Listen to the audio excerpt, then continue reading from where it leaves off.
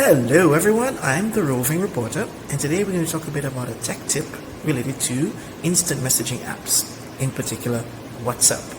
So if you're a teacher, especially you're a teacher online nowadays, you've been probably using WhatsApp as a learning space, a learning platform. That's where you communicate with your students, you send assignments, you give feedback, they post things, they share ideas, and so on. So it has become a classroom outside of the classroom. But sometimes in the stream of all of those messages, things get lost. So what happens is that sometimes your students keep asking questions like, where is that link you shared the other day? I can't find the PDF file you shared. What was the assignment? And you have to go back in, that stream and scroll up, or maybe do a Control F, trying to find the messages, find the right topic. So what about using the group info feature in WhatsApp to help your students find things inside that space? It will save a lot of time. Let's see how we can do that, okay? Okay, so let's take a look at what I just described in my previous part of the video, where we talked about forming or using the group info feature of your WhatsApp groups.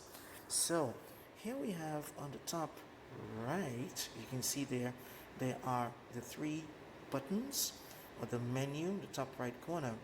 And just clicking on the menu, you're going to see the group info, and that is where you have all the data related to your group. By the way, I have this group here. If you're interested in joining, let me know. That would be great to see you guys here to talk a bit about English and practice your English skills using this great space. But what I want to show you more particularly is the part which says description, and this is where you can post the links, important messages for your group, and remind students that whenever they need to get stuff, they can go to the description, and you can leave, for example, links to your Google Meet classes, Zoom room, the important resources where they have to study, maybe the Google Classroom, a code. You can leave everything inside there. More importantly as well is if you post things like videos or upload media, they can also go to this feature here, media links and docs, and they can find the images, PDFs, files, anything that's shared, as you can see, media, docs, or links that can be shared right there.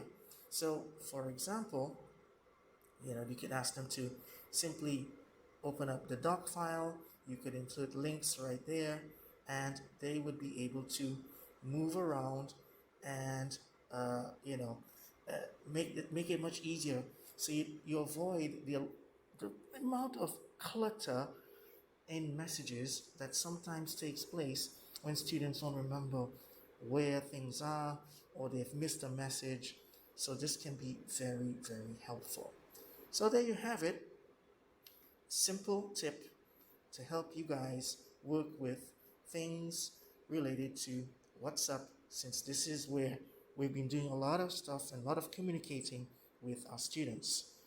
Thank you very much. Don't forget to press the like button, press that bell to also get more videos like this, reminders, and of course, share with a teacher. You never know. Thank you very much. This is the Roving Reporter. Bye-bye.